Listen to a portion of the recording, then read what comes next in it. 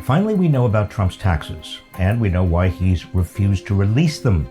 Here are 10 big things we've learned. Number 1, did he break the law? Well, almost certainly. Details of the tax form suggest massive fraud on a huge scale.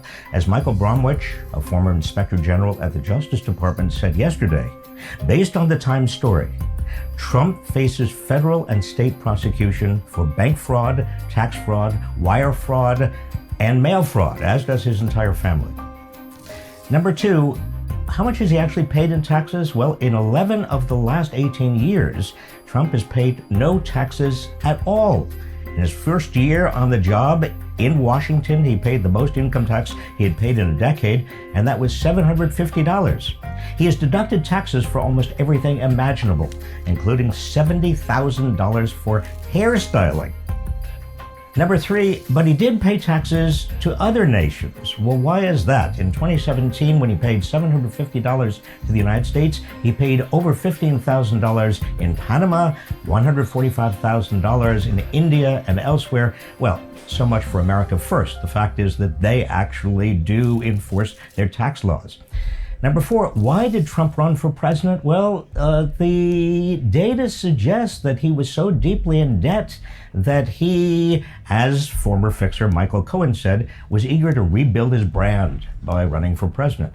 The presidency has injected cash into Trump's businesses, as lobbyists and foreign governments have invested substantial sums in them, but he has still been losing money.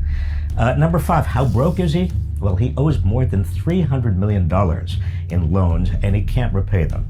His businesses are constantly losing money. He's fighting with the IRS, and he could owe another $100 million to the government. So much for the successful businessman image. Number 6, who does he owe the money to? Well, we don't know. And that is part of the problem, because whoever he does has huge leverage over him.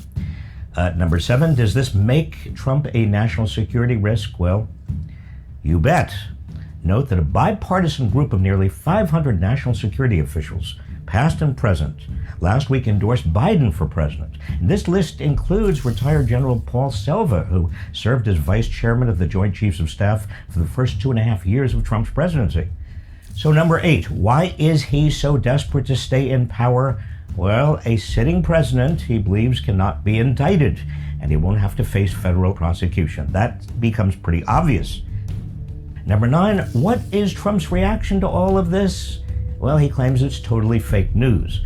But here's the thing, the easiest way it would be for him to refute it would be to make his tax returns public, which he refuses to do. Finally, number 10, will this bombshell affect the election? Probably not. His followers in the Fox News bubble won't be affected. This news won't permeate that bubble.